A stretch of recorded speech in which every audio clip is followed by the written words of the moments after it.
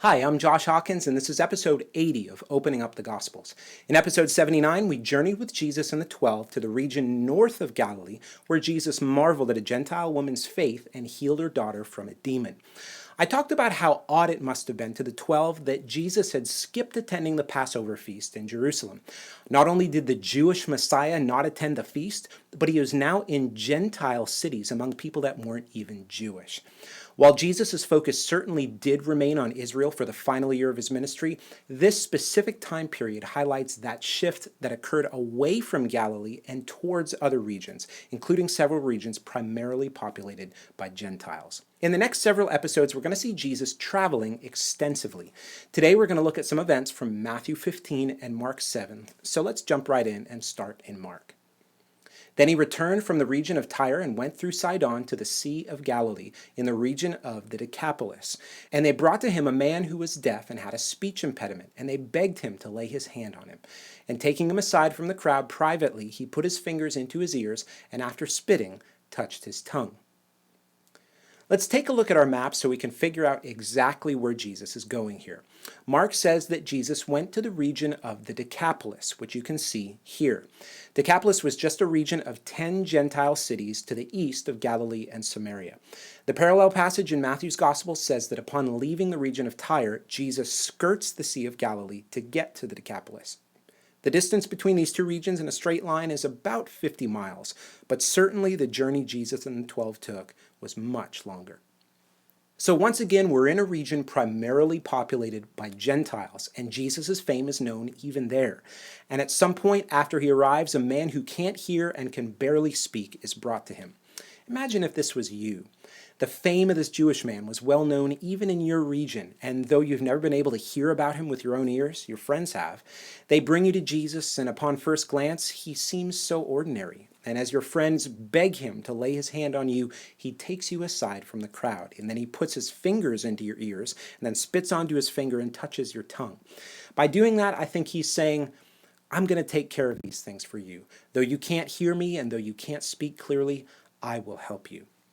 Once again, we see Jesus showing forth so much compassion. Let's keep reading in Mark 7. And looking up to heaven, he sighed and said to him, Ephphatha, that is, be opened. And his ears were opened and his tongue was released, and he spoke plainly. And Jesus charged them to tell no one. But the more he charged them, the more zealously they proclaimed it. And they were astonished beyond measure, saying, He has done all things well. He even makes the deaf hear and the mute speak. Jesus performs yet another beautiful miracle here. He sighed, showing his sympathy with the man's condition and taking it to heart. And then he speaks a word in Aramaic, meaning be opened. And immediately his ears heard and he was able to speak clearly. Remember, Jesus had taken him aside from the crowds. And when he went back to them, or when he saw some of them around town, what would their reaction have been? Now, Jesus explicitly charges the man and all the people that witnessed the miracle to tell no one. But Mark says the more he charged them, the more they widely kept telling the news. Now, why is that? Well, throughout the Gospels, we see Jesus oftentimes telling people to keep his identity and his power a secret. Remember, just recently, right after the feeding of the 5,000, he slipped away and avoided the crowds who had overzealous desires to make him the ruler. And now he's saying to Gentiles to keep who he is and what he's done a secret. Jesus knew the reason for which he came, which was to lay his life down as a ransom for many. Instead of taking up David's throne in Jerusalem right away, he would first have to suffer. He wouldn't enter into his glory as the rightful king of Israel until he returned at the second coming. Let's move on to the next scene we see in Mark chapter 8. In those days, when again a great crowd had gathered and they had nothing to eat, he called his disciples to him and said to them, I have compassion on the crowd because they've been with me now 3 days and have nothing to eat. And if I send them away hungry to their homes, they will faint on the way. And some of them have come from far away. And his disciples answered him, How can one feed these people with bread here in this desolate place? And he asked them, How many loaves do you have? They said, 7. And he directed the crowd to sit down on the ground. And he took the 7 loaves, and having given thanks, he broke them and gave them to his disciples to set before the people. And they set them before the crowd. And they had a few small fish. And having blessed them, he said that these also should be set before them. And they ate and were satisfied. And they took up the broken pieces left over, 7 baskets full. And there were about 4,000 people. And he sent them away. And immediately he got into the boat with his disciples and went to the district of Dalmanutha. Jesus is still in the region of the Decapolis, and once again a crowd of people have followed him almost everywhere. Jesus said that they had been with him for 3 days already, and in that time they had nothing to eat, so he was feeling a deep concern for them. Remember back to episodes 74 and 75 when I talked about the feeding of the 5,000? Well, I think there are so many similarities between that scene and this one, and I think Matthew and Mark are being purposeful in the way they highlight the parallels. First, Jesus' compassion is seen throughout the entire miracle. Second, the disciples wonder how they're going to feed so many people. Third, Jesus creates baked bread and cooked fish, supplementing the small amount that they began with. Fourth, the crowds ate and were satisfied, which again would have been very rare in that day. Fifth, they picked up basketfuls of bread after everyone had eaten. And sixth, Jesus and the disciples get into a boat and go somewhere afterwards. There are a few broader points that I think are important to recognize here. The feeding of the 4,000, first of all, was clearly different than the feeding of the 5,000. Though there are similarities, of course, both Matthew and Mark record 2 distinct feedings with different details between them. Not only were they in different locations, but the number of people, the number of loaves, the number of baskets afterwards, they were all different. I believe one reason why Jesus repeats the miracle with a different group is to help the 12 grasp even more who he is.